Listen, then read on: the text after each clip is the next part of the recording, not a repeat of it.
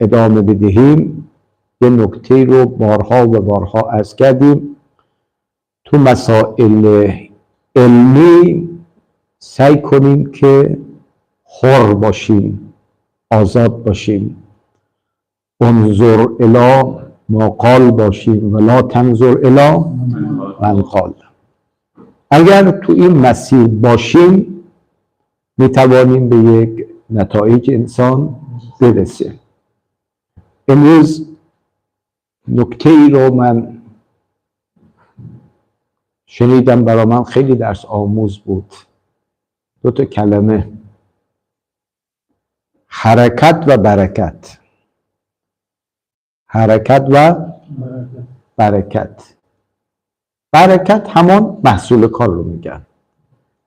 دقت فرمودید؟ خب در صورت انسان به یک نتایجی میرسه که اهل حرکت باشه. لیس للانسان الا ما سعی. به مقدار سعی و حرکت نتیجه میگیری، به الا بدون حرکت برکتی در کار نیست. مسیر تعلیم و تعلمم و ما میگیم حرکته. بله؟ کسی که در مسیر تعلیم و تعلم قرار میگیرد خودش حرکته، منطقه یک حرکت ذهنیه، تلاش ذهنیه.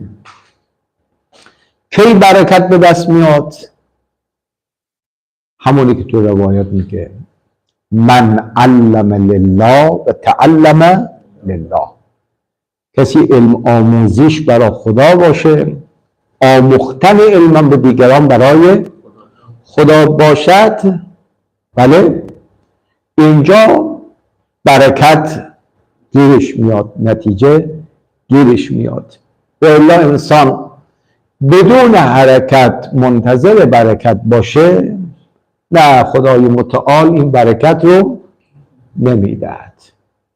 حتی کسانی که خدا رو قبول ندارن اما در مسیر هدفشون حرکت بکنن، نتیجه حرکت خودشون رو میبینن.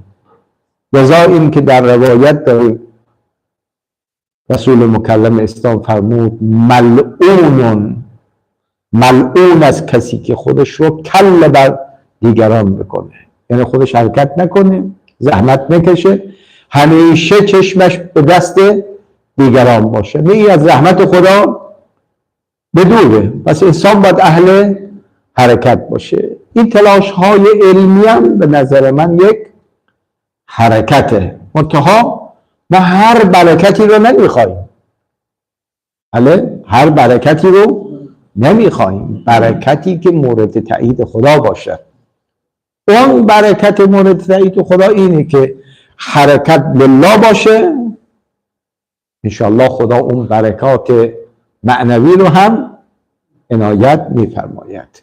پس بنابراین ما تو این مباحثات هیچ جهتی جز روشن شدن مطلب نباید داشته باشیم. خدای نخواسته تو این مسیر اظهار و نظرها ما کوچکتر از آنیم که بگیم فلانی اشتباه کرد، فلانی نظرش درست نیست. نه، داریم در قالب یک چارچوب قواعد حرکت میکنیم. بله، بعد بر اساس توان خودمون اظهار نظرم میشه. من گفتم نمیشه که حتما این نظر درسته. با توجه به این مقدمه‌ای که عرض کردم، اینجا الان دو دیدگاه وجود داره که آیا مجتهد مطلق بالقوه یجوز له التقلید ام لا. اگر یاد دوستان باشه ما سابقا مسئله 4 صورت کردیم. مسئله رو به 4 صورت در آورده بودیم. صورت اول کسی بود که عاجز از تحصیل علم است. بله، عاجز از تحصیل علم است. اینا کی هستن؟ عوام مردم هستن. یک صورت. دو، کسی که در مسیر تحصیل علم است. اینا امروز جدید اضافه کردیم، یعنی قوه بعیده نسبت به استنباط داره. مثل طالبی که تازه 4-5 سال شروع کرده درس طلبگی خوندن، دقت کردین؟ سطور رو تمام کرده، هنوز به درس خارج نرسیده. این در مسیر تحصیل استنباط است که ما میگیم قوه بعیده داره نسبت به استنباط. ایسو. 3، مجتهدی که ملکه اجتهاد بالقوه دارد اما هنوز استنباط نکرده، ما ازش تعبیر میکنیم که غریب به فعلیته، غریب به فعلیته. یعنی اگر بره منابع رو ببینه میتواند حکم شرعی رو استنباط بکنه. 4، کسی که مجتهد بالفعل می باشه. درست شد؟ پس کسی که متمکن از تحصیل الاجتهاد نیست. 2، متمکن از تحصیل استنباط هست ولی با قوه بعیده. 3، متمکن از استنباط هست قوه غریبه. 4، کسی که اون قوه رو به فعلیت رسونده. درست شد؟ صورت اول و دوم بالاجماع یجوز لهما التقلید، یعنی ادله تقلید قطعا اینها رو شامل میشه. صورت چهارم که مجتهد چیه؟ بالفعل است. بله، لا یجوز لها تقلید، تقلید بر او اصلا حرام. انما الکلام کل الکلام، محل نزاع کجاست؟ کسی که مجتهد بالقوه هست.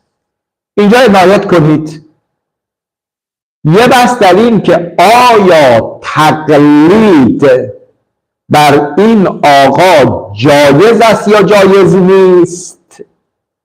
یه عده اصلا میگن لا یجوز، یعنی تقلید حرام است. این دیدگاست، دیدگاه مشهوره. اما دیدگاه غیر مشهور اینه که اگر دلش خواست خودش استنباط بکند به فتوای خودش عمل کنه، اما اگر نخواست نمیتواند از مجتهد بالفعل تقلید کند. پس کلمه یجوز معناش یجب نمیگیره. ما کسی که مجتهد بالقوه هست یجب علیه تقلید، که صورت اول و دوم گفتیم یجب. نه، آقایون که قائل به جوازن میگن مجتهد بالقوه میتواند خودش استنباط بکند، به فتوای خودش عمل بکنه. اما اگر دنبال استنباط نرفته در تقلید به روش بسته نیست. یجوز لها تقلید، اما این کلمه یجب رو نمیاریم. این نکته رو بخواستم تذکر بدم که این قول غیر مشهور که میگن تقلید جایزه، این جواز تقلید غیر از جواز تقلید صورت اول و دومه. این جواز به معنی وجوبه، اینجا نه، جواز به معنی وجوب نیست. یعنی دو تا راه داره، یا بر استنباط بکنه به فتوای خودش عمل بکنه، یا نه بر از دیگران تقلید بکنه. یک نکته بود میخواستم عرض بکنیم. خب دیروز ما ادله اربعه این آیه رو گفتیم، رسیدیم به دلیل دوم که تمسک به اطلاقات بود، که آیا می شود از اطلاقات ما چنین استفاده ای رو ببریم یا خیر. عرض کردیم در این میان مرحوم صاحب مناهل، بله، رضوان الله تعالی علیه، فرمود که با تمسک به ادله جواز تقلید به اطلاق اونها مثل فاسألوا اهل الذکر یا فل العوامع یقلدوه، بله این مجتهد بالقوه میتواند خدمتتون از کنن که تقلید کنن. امروز یک بزرگوار دیگر رو هم میخوایم اضافه بکنیم که مقدار قوت قلب بگیریم. مرحوم علامه طباطبایی رضوان الله علیه در کتاب المیزان ذیل آیه فاسألوا اهل الذکر ان کنتم لا تعلمون، ایشون میگه الآیت عامة، الآیت عامة لکل من یجهل امرا. ببین الآیت عامة لکل من یجهل امرا، برای هر کسی که نسبت به یک مطلبی بالفعل آگاهی نداشته باشد. و توجب الرجوع، این آیه واجب میکند رجوع را لأهل الخبرة فی کل علم، یعنی هر کسی که جاهل باشه واجب است رجوع کند به، بفرمایید، خبره در این علم. تمسک میکنم به این اطلاق فاسألوا اهل الذکر. میگه مجتهد بالقوه الان نسبت به احکام شرعیه چیه؟ بله؟ لا تعلمونه، علم ندارد. اگر جز مصداق لا تعلمونه آیه میگه فاسألوا اهل الذکر. اهل ذکر کیه؟ در محل بحث ما مجتهد مطلق به فعل است. میگه نمیدانید، حالا برو ازش سوال بکنید. فاسألوا اهل الذکر، تمسک کردن به اطلاق آیه. دلیل سومشون گفتیم سیره عقلا بود، دلیل چهارم سیره متشرع بود. خب ما نسبت به این سه دلیل فعلا اظهار نظر نمی کنیم. بریم قول مشهور، دقت کردید؟ ادله اینا را ببینیم، چون ادله اونها ناظر به رد ادله قائلین به جواز هستند. ببینیم ادله این بزرگواران تام هست یا تام نیست. دقت فرمودید؟ خب قائلین به عدم جواز تقلید چند تا دلیل دارن.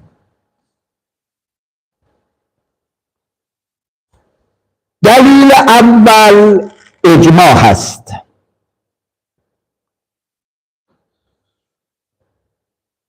مرحوم شیخ انصاری در کتاب اجتهاد و تقلید صفحه 57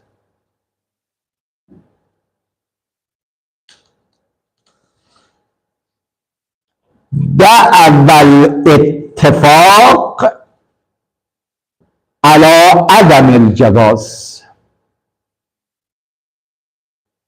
دعوى الاتفاق على عدم الجواز، میگه ادعا شده اجماع بر عدم جواز. واسطه عدم جواز کی؟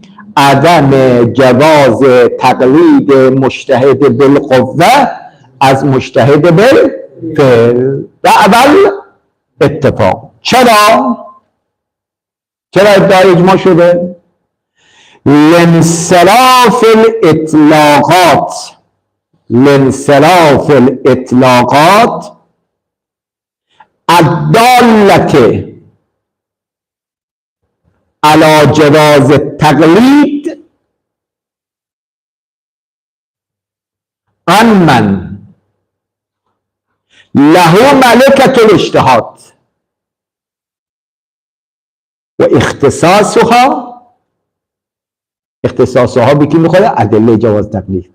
و اختصاصها به من لا یتمکن من تحصیل العلم بها. این از اون 4 تا صورتی که گفتیم اینجا کمک میکنه. چرا اجماع شده که مجتهد بالقوه نمیتواند تقلید کند؟ میگه ادله جواز تقلید که انشاءالله تو مبحث تقلید میاد، از جمله مثلا این آیه فاسألوا اهل الذکر، این ادله داله بر جواز تقلید از مجتهد بالقوه انصراف داره. دقت کردید؟ و این ادله اختصاص داره به اون شخصی که توان تحصیل علم ندارد، یعنی عوام الناس. روایاتی که، آیاتی که، سیره‌ای که میگه تقلید جایزه، در جواز تقلید برای کی بازه؟ ممن لا یتمکن من تحصیل علم. اما این آقا که تحصیل علم براش ممکنه، تو فرض این که ملکه اجتهاد رو داره، یه مقدار خودش رو زحمت بندازه، رجوع بکنه به منابع، میتواند استنباط حکم شرعی بکند. پس دلیل اول چیه؟ دعوی اتفاق و الاجماع. مرحوم آقای خویی هم در المستند فی شرح العروة الوثقی جلد 1 صفحه 17 به همین مطلب مرحوم شیخ انصاری اشاره میکنه. بله، که مرحوم شیخ انصاری ادعای اجماع و اتفاق کرده مبنی بر این که تقلید بر چنین مجتهدی جایز نیست. این دلیل. دلیل دوم میارن عدم اطلاق بر روایت ناحیه مقدسه که فرمود فل العوامه ان یقلدوه من کان من الفقهاء صائنا لنفسه مخالفا لهوا مطیعا لامر مولا. آخرش فرمود فل العوامه ان یقلدوه. میگه روایت تصریح دارد که تقلید برای کیه؟ عوامه. بشد؟ میگه از شما سوال میکنیم مجتهد مطلق بالقوه که هنوز استنباط نکرده آیا عوام است یا عوام نیست؟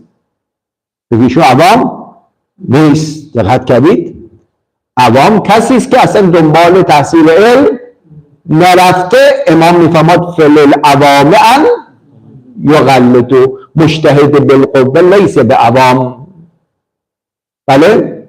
پس امام در تقلید رو به کی باز کرد؟ عوام. دقت کردید؟ فل العوام ان یقلدو. جناب مجتهد بالقوه لیس به عوام، پس لا یجوز له تقلید، پس تقلید بر او جایز نیست. اینم دلیل دوم. دلیل سومی که میارم یه مقدار دقتم میخواد، عنوانشو بنویسید تا توضیح بدم. لزوم تحصیل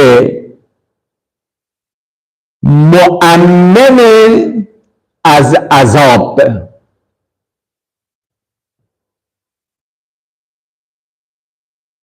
لزوم تحصیل مؤمن از عذاب. یعنی شخص باید یک کاری بکند خیالش از عذاب اخروی در امان باشه. بله؟ چطور خیالش راحته؟ بله؟ چطور خیالش راحت میشه که انشاءالله از عذاب الهی در امانه؟ میفرماد که اگر از مجتهد بالفعل تقلید کند، احتمال میده که اگر خودش میرفت استنباط میکرد لعل فتوای او غیر از فتوای این مجتهد باشه. درست شد؟ پس بنابراین من باید دنبال مؤمن بالاتر برم. این آقای مجتهد بالفعل فتواش مؤمن هست، اما برای کی؟ برای عوام. درست شد؟ اما برای من میتونه مؤمن باشه، ولی اگر خودم برم استنباط بکنم، حمیدی بگو، خودم استنباط بکنم، این مؤمن از عذابش مطمئن‌تره، بالاتره. لذا تحصیل لزوم مؤمن بالاتر. دقت کردی؟ پس تقلید از این مجتهد مؤمن از عذابه، اما اگر خودم برم تحصیل بکنم مؤمنش بالاتره. اینجا میگه عقل میگوید که مؤمن بالاتر رو تحصیل بکن. درست شد؟ پس اگر تحصیل مؤمن بالاتر به حکم عقل لازمه، معناش این که تقلید جایز نیست. چرا شما میخواد به کف مؤمن اکتفا بکنی؟ فتیله رو بکش بالا، برو خودت زحمت بده، استنباط حکم شرعی بکن تا مؤمن قوی‌تر و بالاتر داشته باشید. اینم خدمتتون عرض کنم که سه دلیلی که این بزرگوارا بودن برای استنباط این مسئله که تقلید مجتهد بالقوه لا یجوز. باز دارم تاکید میکنم، قول غیر مشهور نمیگه یجب تقلید، یجوز، یعنی دستشو باز گذاشتن. کسی که قوه استنباط داره میتونه بر استنباط بکنه، ولی اگر استنباط نکرد تقلید کرده، تقلیدش بلا اشکاله. اما این قول دیگر میگه نخیر، باید بر استنباط بکنه، باید، لذا تقلیدش میشه باطل، تقلیدش میشه حرام. دقت فرمودید؟ این هم دلیلشون. اما چیزهایی که به قول مرحوم استادمون آیت الله العظمای تبریزی این تکه کلامشون فرمود و ما یخطر به بالی القصیر، گفت اونی که به ذهن قاصر ما میرسه. دقت کردید؟ حالا این چیزهایی که به ذهن ناقص ما میرسه، این مطالب میخواد عرض بکنیم. دوستان مختارن این خدم مطالب رو بپذیرن یا نپذیرن، دنبال تحقیق برن. منتها بالاخره مشهور میگه لا یجوز. حالا ما تو این بحث میخوام بغلطیم به سمت غیر مشهور، اما تا چه حد خدمت تز کنم که مطلب درست است از قول غیر مشهور. لذا ایشون همیشه کلمه والله الاعلم نمیگه، میگه والله العالم. والله العالم یعنی عالم واقعی، تو عالم هستی فقط الله تبارک و تعالی است. این چیزهایی که ما میگیم اسمش علمه، در واقع علم نیست. لذا ما با حفظ احترام به بزرگانی که ما سر صفحشون نشستیم، حالا میگیم چیزهایی که به ذهنمون میرسه. اما دلیل اول ادعای اجماع بوده؟ خب همه الان به ذهن شما میرسد. بله، میگیم با وجود مخالفانی مثل صاحب مناهل به دیگران، بفرمایید ادعای اجماع دیگه معنا ندارد. و اگه بگیم اجماع محصل واقعا در عصر غیبت کسی بیاد ادعای اجماع محصل بکنه که درست، و اگه اجماع منقول باشه، اجماع منقول هم که حجت نیست. خب ما دیروز اگه یادتون باشه گفتیم سیره متشرعه و سیره عقلائیه در این بوده است که افراد متخصص به متخصص مراجعه میکردن، حتی تو عصر ائمه علیهم السلام. پس بنابراین با وجود مخالف بعد اجماع معنا ندارد. خب این دلیل اول رو میذاریم کنار. صاحب مناهل قبل از آقای انصاری بود. بله. حالا میرسیم انشاءالله. از بین اجماع رو تقریبا همه بزرگان بعد از شیخ انصاری ردش کردن که اصلا اجماع محصل که امکان نداره، اجماع منقول هم که حجت نیست. اما دلیل دوم یواش یواش بحث داره جدی میشه. دلیل دوم چه بود؟ گفت تو روایات جواز تقلید، بله، اون اطلاقات انصراف دارن به چی؟ به جاهلی که انصراف دارن، به جاهلی که متمکن به تحصیل علم نباشد، شامل مجتهد بالقوه نمی باشد. از جمله کلمه عوام رو گفتن. دقت کردید؟ از جمله عوام رو گفتن. ما اینجا دو سه نکته میخوام عرض بکنیم. نکته اول، در علم اصول ما خوندیم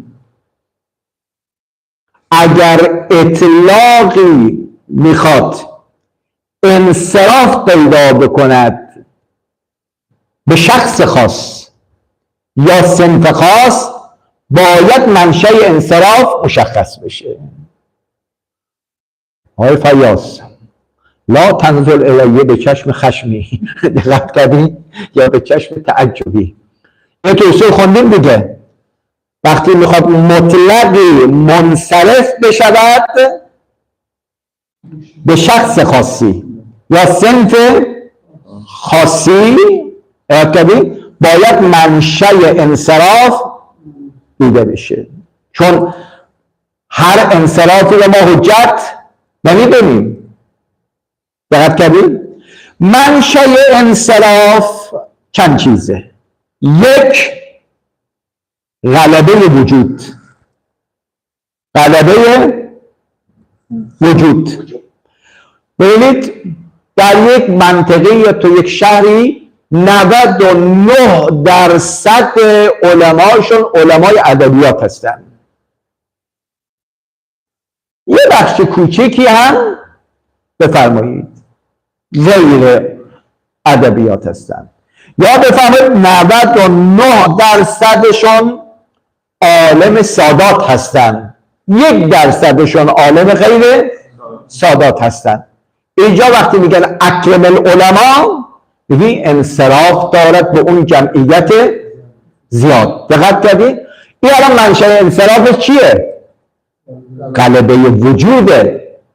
دقت کردید؟ غلبه وجوده. چون وجودشان اکثریه، میگه یک فرمان بیاد اینا رو شامل میشود. شد؟ یک. دو، گاهی اوقات منشأ انصراف غلبه استعماله. غلبه استعماله یعنی در عرف این کلمه رو برای صنف خاص استعمال میکنن. دقت فرمودید؟ به خاطر کثرت استعمال این لفظ در یک صنف خاص حقیقت پیدا کرده، به گونه ای که غیر از او به ذهن انسان نمیاد. مثلا کلمه صلات رو شد از زمان شارط کنون، چون کلمه صلات رو در افعال مخصوصه به کار بردن، این لفظ از اون معنای لغوی خودش را کرده فاصله گرفته. بگونی که الان تا میگن صلات، دعا دیگه ذهن ما نمیاد، افعال مخصوصه به ذهن میاد. درست شد؟ این هم منشأ انصرافه. سه، گاهی وقت منشأ انصراف قرائن حالیه یا مقالیه است. درست فهمید کردید؟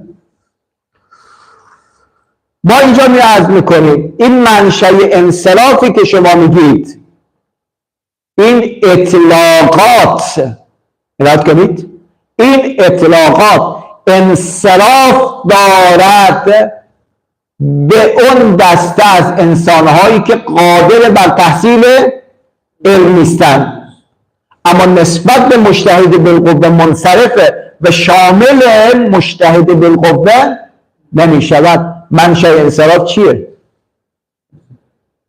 بفرمایید. منشأ انصراف غلبه وجوده. یعنی تو عرف وقتی ما میرید غالبی مردم چی هستن؟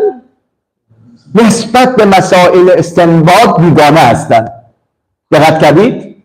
نسبت به مسائل استنباط بیگانه هستند. اما جایی که منشأ انصراف غلبه وجود باشد، این انصراف حجت نیست. دقت فرمودید؟ پس اگر منشأ انصراف غلبه وجود باشد، این انصراف حجت نیست. اما اگر غلبه استعمال باشه چطور؟ میپذیریم. اگر قرائن باشه ما میپذیریم و ادعای ما اینه که اینجا منشأ انصراف چیه؟ غلبه، بفرمایید، غلبه وجود میباشد. چون غالب مردم کی هستن؟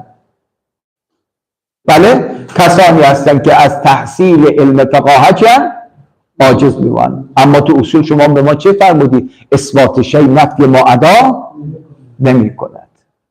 دقت کردید؟ اثبات شیء نفی ما ادا نمی کند. پس این اولا. پس اینی که شما بزرگان میفرمایید ادله جواز تقلید انصراف دارد به گروه اول، دقت کردید؟ این غلبه وجوده. شاهد ما چیه؟ اون گروه دوم ما کی بوده؟ کسی که در محصول تحصیل علم هست، قوه بعیده نسبت به استنباط دارد. درست شده؟ یعنی عاجز از تحصیل هم نیست. آیا ادله تقلید اینا رو میگیرد یا نمیگیرد؟ بله؟ سوالی که شما میگید که اطلاق انصراف دارد به کی؟ به کسانی که عاجز از تحصیل علم باشن. اینا که عاجز در مسیر تحصیل علم هستن. پس ما منشأ انصراف رو غلبه وجود میبینیم، نه غلبه استعمال. این اولا. ثانیاً به معنای دقیق فلسفی، اون بنده خدا هم کسی که چیز هم هست اونم عاجز نیست از تحصیل علم. حالا عادتاً داریم میگیم، یعنی چون به کارهای دیگر مشغولن اصلا به این سمت و سو نمیان. بله. اونجا غلبه استعمال هم هست. الان عرض میکن نیست. این ثانیاً دقت کنی شاید بهتر بود. ثانیاً خوب عنایت بفرمایید. ثانیاً یکی از طرق دریافت معانی الفاظ قرینه مقابله هست. قرینه مقابله هست. یعنی اگر شما میخواید بدانید معنای عوام چیست یا معنای جاهل چیست، بشد جاهل در روایات جواز تقلید در مقابل عالم قرار گرفته است. بشد آقا چشم‌بندی نمی کنیم ما. بله، میگه کسی رفته عالم به احکام شده، جاهل باید از این عالم تقلید کند. بشد یکی از طرق شناخت معانی چه؟ قرینه مقابل است. پس جاهل در روایات مقابل کی قرار گرفت؟ عالم. سوال میکنیم منظور از عالمی که در روایات تقلید آمده است کیست؟ آی فیاض بگو.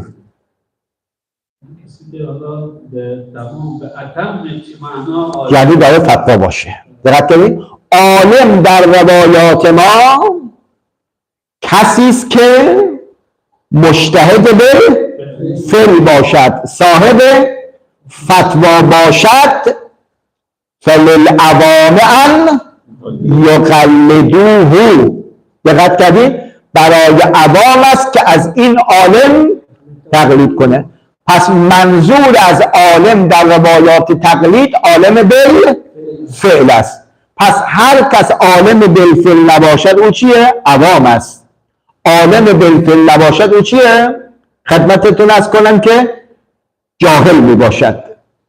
چه فایده‌ای داره از تاریخی که من گفتیم ملکه داشته باشه بالقوه؟ چه فایده‌ای داره؟ اگر یادتون باشه ما اوایل گفتیم مرحوم آقای خویی رضوان الله تعالی علیه میگه ما یه مجتهد داریم، یه فقیه داریم. یادتون هست؟ یه مجتهد داریم، یک فقیه داریم. مجتهد کسی است که ملکه استنباط رو داره. فقیه کیه؟ فتوا داشته باشه. اینجا میشون فرمود یا در همه ابواب فتوا دارد یا خیلی جاها فتوا داره. تو روایات ما کی داره؟ من کان مجتهدن داره یا من کان من الفقها؟ این آقای منظور اینجا سکوت میکنه. تو روایت چی داریم؟ من کان من الفقها سائلا لنفسه مخالفا فللعوام ان یقلدوه. فقیه خود مرحوم آقای خویی فرموده فقیه کسی است که اون ملکه بالقوه را به فعلیت رسونده باشه. بشد؟ پس عالم کیه به روایات جواز تقلید؟ کسی که استنباط فعلی کرده باشه. بعد روایات به طور کل میگه کسی که به این نقطه نرسیده فللعوام ان یقلدوه. پس وقتی عالم شد یعنی فقیه، عوام میشه کی؟ کسی که فقیه نباشد. میگه هر کی فقیه نبود برای اوست که از فقیه تقلید بکند. اینا فرمودید؟ اینم ثانیه. ثالثاً شاید یک مقداری شما رو قانع بکنیم. مرحوم آقای خویی رضوان الله تعالی علیه که در بحث ما نحن فی که میگوید مجتهد بالقوه عالم است و تقلید بر او جایز نیست. در بحث بعدی یعنی آیا تقلید از مجتهد بالقوه جایز است یا جایز نیست؟ بله؟ آسه تقلید درس خونده مجتهد بالقوه هست. آیا من عوام میتونم ازش تقلید کنم یا نمیتونم؟ درست شد؟ مرحوم آقای خویی بنویسید، یه خیلی جالبه. مرحوم آقای خویی میفرمان که عوام نمیتوانند، عوام یعنی چه؟ آقای فریاض جاهل، عوام نمیتوانند از این مجتهد بالقوه تقلید کند لانه جاهل. لانه جاهل یعنی چی؟ یعنی این مجتهد بالقوه جاهل است و رجوع جاهل به جاهل جایز نیست.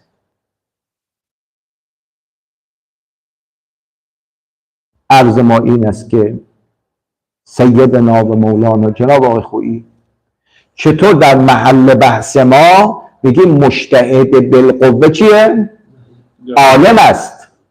نه در محل بحث ما که آیا میتواند به مجتهد دیگر رجوع کند یا رجوع نکند، فرمودی که لا یجوز. چرا لا یجوز؟ چون خودش عالمه. دقت فرمودید؟ لذا از علمش استفاده کنه، استنباط بکنه، حکم شرعی رو به دست بیاره. اما از آن طرف میگیم دیگران میتونن ازش تقلید کنن؟ چرا نمیتونن؟ چون جاهله. درست شده؟ اگر واقعا جاهل است پس میتواند از دیگران تقلید کنه، و اگر عالم است، مجتهد است، بله، دیگران هم میتونن ازش تقلید میکنن. چطور اینجا که میرسید، یعنی در مقام اول میگه لا یجوز له التقلید چون عالم است. دقت کردید؟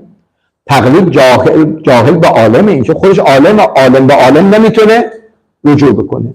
اونجا که میرسید میفرمایید که عوام نمیتوانند از این بابا تقلید کنند چون این رجوع جاهل به جاهله، چون هنوز حکم شرعی رو استنباط نکرده. پس اگر میگید چون استنباط نکرده چیه؟ جاهله، پس عنوان جاهل برای چی میکنه؟ صدق میکنه. ادله میگه رجوع جاهل به جاهل اشکالی نداره. پس بنابراین دو سه تا ملاحظه به ذهن ما رسیده. ممکن است آقای خویی از خارج دلیل داشته باشه که حرف مجتهد بالقوه باشه، باید بره خدا را به فعلیت برسانه. خود دلیل کو؟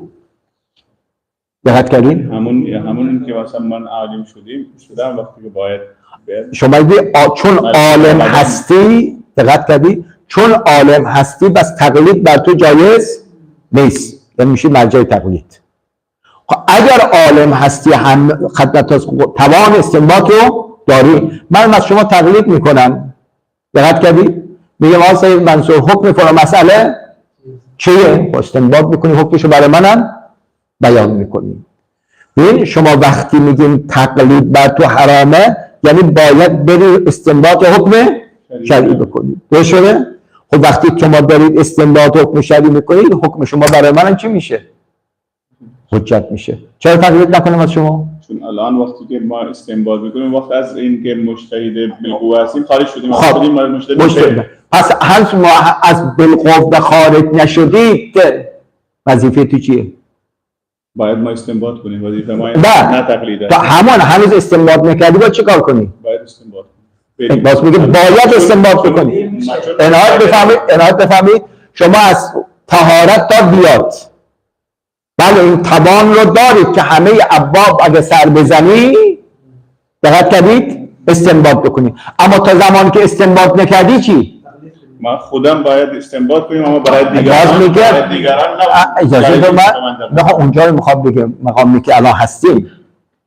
شما تا زمانی که استنباط نکردی چه کار باید بکنی؟ باز میگه باید استنباط بکنیم.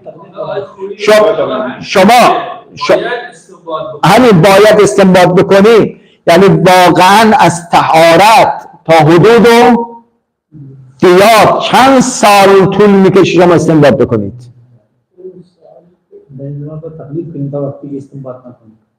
اینات فهمیدید؟ ببینید چیزهایی بگیم که با واقعیت ها رو در بیاد. بله من توان استنباط رو دارم، شده؟ اما تا زمانی که این توان بالقوه را به فعلیت برسانم چه کار باید بکنم؟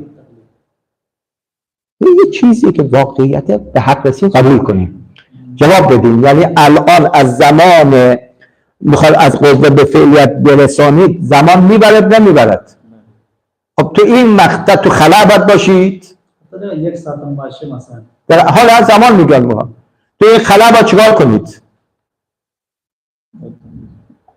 ما داریم همین رو میگیم. یعنی کسی که دارای قوه استنباط بالقوه هست، بله میگم یجوز لک استنباط، اما یجوز هم لک تقلید. دقت کردید؟ حالا اینم بفرمایید. مثلا این ادله‌ای که بیان فرمودید یک سری اشکالات به ذهنم رسید، بیان میکنم استاد ان شاءالله دیگه شما اشکال بکنید که اگر موردی هست. بفرمایید. مورد در مورد اجماع بود استاد. این در مورد اجماع شیخ در رسائل میفرمودن که بحث اجماع در مسئله عقلیه و استدلال اینا کاربرد نداره. بحث اجماع در مورد امور فرعی هست، در مسئله فرعیه. خب اینا مسئله وجوب عدم وجوب دیگه. آیا تقلید بر این آقا واجب است یا واجب؟ استدلال بکنیم استاد، ما میگیم که مثلا آیا در اصول بیایم بحث بکنیم که آیا اینجا جایز هست یا نیست، بگیم با جایزه. اون بحث فرعی هست، بس احکام شرعیه است، نه در بحث اصول اسلام. عرض می‌کنم این مسئله اجتهاد اول بحث گفتیم که آیا مسئله اصولی است یا مسئله فقهیه.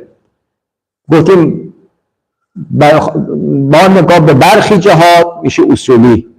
الان همین بحثی که ما داریم میگه اصولی نیست، این بحث چیه؟ فقهیه که میگیم آیا مجتهد مطلق بالقوه یجوز له التقلید ام لا یجوز لا یجوز. مسئله چیه؟ فقهیه. دقت کردید؟ خب ما برای این استنباط میتونیم از اجماعشون استفاده کرد دیگه. ما میگیم اینجا جای اجماع نیست. خب این یک. دو، بله استاد. دوم این که بحث چیست؟ انصراف در بیان فرمودن، درست استاد؟ بله. در مورد انصراف میفرمودن که انصراف با حقه از حقه لفظ است، درست استاد؟ حق لفظ همون قرائن حالی و مقامی است. بله استاد. در این صورت ما گفتیم این خصوصیت داره، اما در غلبه وجود همونطوری که شما فرمودید برای غلبه وجود زن آور هست، برای این دلیل خاص نداریم. اما غلبه استعمال باشه اشکالی نداره. ما میگیم اینجا از ما غلبه وجوده. بله استاد. اما نسبت به مرحوم آیت الله خویی میگیم اصلا بین قول این دو تا قول اصلا تنافی نیست. از مثلا اونی که میگه مثلا در نسبت به خود بالقوه مجتهد هست، نسبت به دیگری جایز نیست، بگیم این نسبت به مثلا خودش با مجتهد دیگری دیگه، درست استاد؟ بله بله. اما اونجا نسبت به چیز عوام دیگه استاد. خب میگیم که عوام چرا نمیتونه از این آقا تقلید کنه؟ چون که مجتهد دیگه وجود داره. نه کار به مجتهد دیگه نداریم. فرض این که اصلا مجتهد بالفعل هم نیست، همین آقای مجتهد بالقوه هست، آیا ما میشه ازش تقلید کنیم یا نه؟ اینجا دیگه شک داره دیگه، نسبت به تو ادله نگاه کنیم شک هست. خب میدونم تقلید کنم. آقای خویی میگه نه، چون این آقا هنوز استدلال نکردن نسبت به حکم شرعی جاهله. رجوع جاهل به جاهل خدمتتون جایز نیست. ما بهشون این بودیم که چطور در تقلید دیگران شما میگی این آقا چیه؟ جاهل به حکمه، یعنی بالفعل جاهل به حکمه. وقتی به بحث تقلید ایشون از مجتهد بالفعل میرسه میگه جاهل نیست. جاهل نیست یعنی چی؟ یعنی عالم به حکمه، وقتی هنوز استنباط نکرده عالم به حکم نیست. ما میگیم این تناقضه در تقلید تناقض که نیست دیگه استاد. همونطوری که آخوند در کفایه فرمودن اگر جهت قضیه فهم کنه تناقض نیست. جهت قضیه چیه؟ سیخالا میگیم آیا اینجا این مجتهد بالقوه با عوامه، اونجا مجتهد بالقوه با مجتهد دیگه که مثلا بالفعل مجتهد دیگه. مجتهد است، یعنی بحث به عالم داره میگیم. آیا عالم هست یا نیست؟ بله عالم هست دیگه. چرا بس میگیم من ازش تقلید بکنم؟ شما آقای خویی میگه نمیتونید تقلید کنی. انه به منزلت جاهل گفت. نگفته. او جاهل است. خب جاهل به حکم دیگه. خب بس وقتی به وای تقلید دیگران میرسید میگی ایشون بالفعل عالم به حکم نیست. عالم به حکم نیست یعنی چی؟ این جاهله. خب وقتی تقلید ایشون از دیگران میرسه شما میگی عالمه. عالم به چیه؟ عالم به حکمه، نه بالفعل که عالم به حکم نیست، او جاهل به حکمه. پس ایشون بالفعل یعنی مجتهد بالقوه جاهل چیه؟ بالفعله، یعنی بالفعل نسبت به احکام شرعی جاهله. روایات هم میگه کسی که بالفعل نسبت به احکام شرعی چی باشه؟ جاهل باشه یجوز له تقلید. چرا اونجا که میرسید میگه لا یجوز برای جاهل که از این عالم بالقوه تقلید کنه، اما از این در که میرسید میگویید این آقای مجتهد بالقوه نمیتونه تقلید کنه چون عالمه. بالاخره ما نفهمیدیم این مجتهد بالقوه عالم است یا جاهله. ملاک عالم و جاهل به نظر میرسه در تعبیر مرحوم آیت الله خویی اینجا که فرمودن نسبت به اون تقلید جایز نیست، اینجا فرض کرده مثلا ایشون فقیه صاحب نظر دیگه، درست استاد؟ میگه جاهل به حکمه. از اون طرف از طرف عوام میگن که مثلا چون که قاعده حکم عقل رجوع جاهل به عالم، اینجا صدق نمیکنه چون که خب پس چرا ایشون عالم نیست؟ چون که نسبت نگه جا عالم نیست، یعنی چون الان حکم شرعی بالفعل دستش نیست، چون بالفعل حکم شرعی رو استنباط نکرده بشد. پس علت عدم جواز تقلید عوام از این مجتهد بالقوه چون ایشون عالم بالفعل نیست نسبت به احکام. وقتی این عالم بالفعل نسبت به احکام نیست، روایت میگه کسی که عالم بالفعل به احکام نباشه میتواند از مجتهد تقلید بکنه. چرا اون برای میگی لا یجوز، اما اون برای میگی خیلی مشکل داره. حرف ما اینه. از کردم این مقداری باز تأمل بفرمایید. بله. خب پس بنابراین ایشان گفت اطلاقات ادله لفظیه درست شد. سیره عقلا و سیره متشیع گفت انصراف داره، ما این انصراف رو قبول نکردیم چون منشأ انصراف غلبه وجوده و غلبه وجود باعث حجیت انصراف مطلق نمی شود و اطلاق به اطلاق خودش باقیه، هم شامل بله جاهلی که عاجز از تحصیل علم و هم شامل مجتهد بالقوه می شود. پس تقلید او از دیگران چیه؟ جایزه. باز داریم عرض میکنیم ما میگیم جایزه نمیگیم واجبه. بله تا جایی که میتونه خودش. الان مثلا انشاءالله امسال مستطیع شده میخواد بره حج، درست شده؟ 1 سال وقت داره، میتونه کل احکام مربوط به حج رو چا کنه؟ وجوب ادله کنه، استنباط بکنه. وقتی میره حج به فتوای خودش عمل بکنه، اما به خاطر ضیق وقت یا به هر دلیل نمیتواند استنباط بکنه. دقت کردین؟ خب اینو چرا کنه؟ تقلید بکنه. پس نظر ما اینه که شخص مجتهد بالقوه یجوز له تقلید. دقت فرمودید؟ تقلید از او چیه؟ تقلید برای او جایزه، تقلید برای او جایز می باشد. اما اگر انشاءالله امید باشه میرسیم به مقام دوم. حالا ایشون میتواند تقلید کند، آیا دیگران میتونن از او تقلید کنن یا خیر؟ دقت کردید؟ مرحله سوم انشاءالله آیا میتواند به مقام قضاوت برسد یا خیر؟ 4 آیا میتواند به عنوان ولی فقیه باشد یا خیر؟ اینا خدمت چیزایی است که انشاءالله باید بررسی برسه. پس ما فعلا به لطف الهی در مقام اول به اونجایی که به ذهن ما رسیده دقت کردیم. اولا مجتهد مطلقه، ثانیا بالقوه هست، ثالثا هم انفتاحیه یعنی انسدادی نیست، مجتهد انفتاحی بالقوه. اولین سوال درباره اون مطرح میشه که آیا تقلید برای خودش جایز یا جایز نیست؟ گفتیم 2 قول وجود داره، یه قول میگه لا یجوز با این ادله، یه قول هم میگفته یجوز. به نظر ما خدمتتون از کنم که از مزاج ادله شرعی استفاده میشه که شارع مقدس اینقدر سخیری نمیکنه، میگه مجتهد بالقوه جملتاً تا فتوا رو به دست بیاری. لذا مرحوم آقای سیستانی رو نگاه کن، ایشون اینجا میگه بله اگر منابع دستش باشه، وقت ضیق نباشه، به سهولت بتوند استنباط بکند و اینجا نباید تقلید بکنه. دقت کردید؟ ولی واقعیت خارجی بابا از طهارت تا حدود چند هزار مسئله با فرعیاتش ما میگیم مجتهد مطلق بالقوه تو حق تقلید نداریم. وقتی که این مسائل حرم همون روز و همون لحظه که نیاز نداره که از طهارت تا بیاد باید آقا شما همونا که احتیاج دارید، مثلا نیاز دارم به این فتوا باید بریم تا زمانی که به فتوا نرسید باید چیکار کنیم؟ اون وقت اگر وقت ضعیف باشه و اون از ادله نه ببین شما عالم به عالم اجازه بفرمایید از اون بدلیل میشه نه طرف نه عالم. اجازه بفرمایید شما به سراغ یک مسئله الان طهارت که مورد ابتلای شماست، صلات هم که مورد ابتلای شماست، صوم هم که مورد ابتلای شماست. حالا صوم هم میگه ماه رمضان هنوز نیامده، طهارت صلات که مورد ابتلای شماست دیگه، چقدر مسئله داره؟ خب شما که استنباط نکردید چیکار باید بکنی؟ اون من باب از این که به رجوع به عالم باشه، رجوع به عالم نه، اجازه بفرمایید، از این باب اجازه از باب.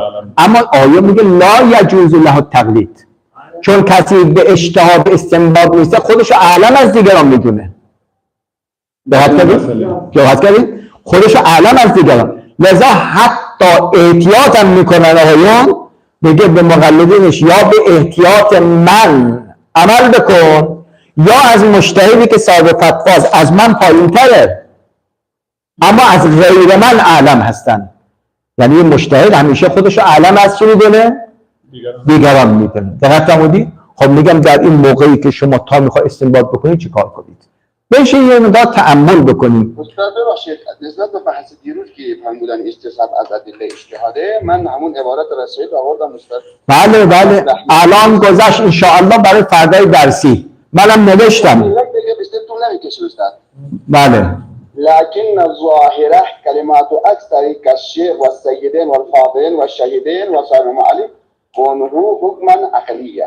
بله حکم عقلیه. این بحث این که از میکنم من اینجا نوشتم خودم که آیا استصحاب جز امارات تا قبل از والد مرحوم شیخ بهایی مرحوم شیخ عبدالصمد آقایون میگفتن این جز اماراته، اما از زمان عبدالصمد والد شیخ بهایی و مرحوم بهانی به این طرف و الان قائلن که استصحاب جز اصول عملیه است. اگر میگن حاکم بر حجیت استصحاب عقل باشه او جز اماره میدونن، اما اگر حاکم بر حجیت اینها چی باشه؟ روایت تعبد باشد کما هو الحق، این میشه جز استصحاب، چی میشه اصول عملیه. اما اینی که آقایون قبلا اینو جز امارات میدونستن درست بود یا درست نبوده؟ من نوشتم حق این است که جز امارات نبوده است. ولی قول مرحوم عبدالله خویی رو من بگی استاد که بین قول تنفی بود، کتاب رو بگی استاد.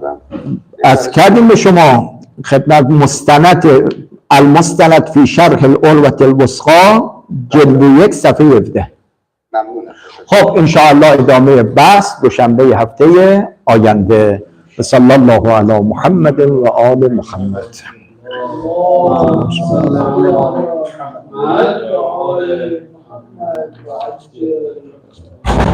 میدان کشتی گرفتن دیگه بخره.